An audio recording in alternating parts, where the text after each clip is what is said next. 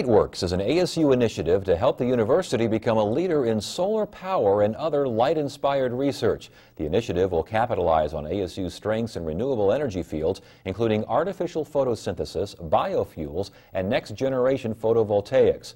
Lightworks will eventually broaden to include other light-based projects, such as lasers for biomedical applications and energy-efficient lighting. Joining us now is the new director of Lightworks, Dirks, a PhD graduate in chemistry from ASU and former head of BP China and BP Asia Pacific. Good to have you on your show. Thanks for joining us. It's a pleasure to be here. Did I get that right? Is that what Lightworks pretty much is? That was a great description of what Lightworks. I think you've captured exactly what we would like to do with the initiative. Give us an example of light-inspired research.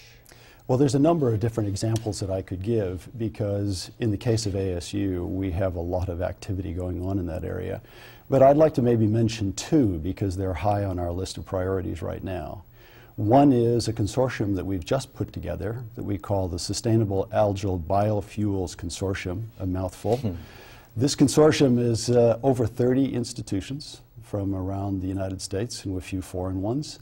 And our intention is to get a grant from DOE, about $70 million, and look at what is it really going to take to make algae an alternative source of fuel for motor fuels, jet fuel, for the future of the country. That's one example, algae. The second example is a DOE project, again, solar to fuels. Leave the plant out, convert light directly to motor fuels. And ASU is leading the way on both of these projects. We are in the lead on both of these projects as principal investigators. Is there collaboration, how much collaboration I should say, with other universities, industries, government agencies, these sorts of things? There is a lot of collaboration because as broad and deep as we are, we can't do everything. And in the case of the algae, SABC as we called it, we have more than 30 partners. A good mix of national labs. Two of the other co-leaders are national labs. And then we have business and universities as well.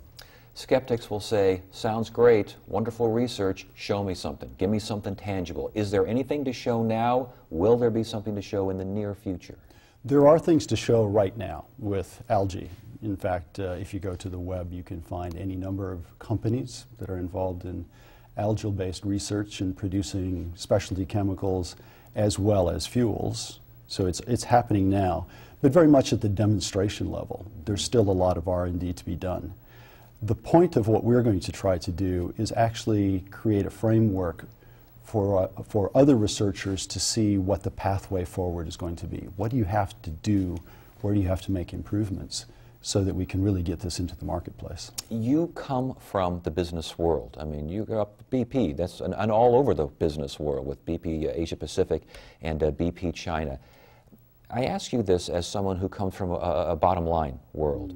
Renewables, we hear about algae, we hear about solar this and sustainable that, and yet there are some who say it's all pie in the sky, for lack of a better phrase. How do you get that kind of realistic attitude into something that right now has a lot of vision to it, but not much in the way of tangible process? I think the way that you do it is very much the way we're approaching the Algal Biofuel Consortium, and that is you really look at combining the economics with the research right up front, so that the kind of things that we do in the research laboratory have sitting behind them information about the economics and why success at this particular experiment is going to improve the economics. That's the starting point for it.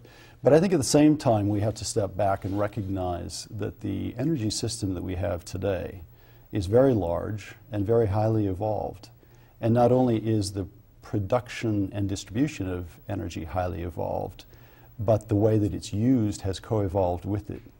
So automobiles evolved with the corner gasoline station, which evolved with the pipeline distribution and with the technology to find and produce oil.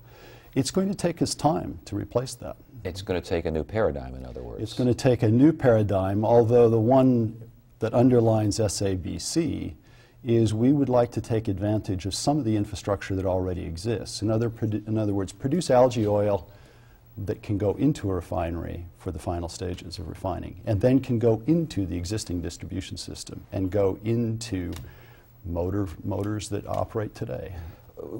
As the head of BP Asia Pacific, BP China, big corporations, distant parts of the world, we constantly hear America is falling behind. The U.S. needs to catch up, especially with Asia, or we are just going to be left behind in the dust, not just in terms of the economy, but in terms of research, of R&D, these sorts of things. Is that what you're seeing out there? I don't believe that we are falling behind in the way that people would sometimes have you believe.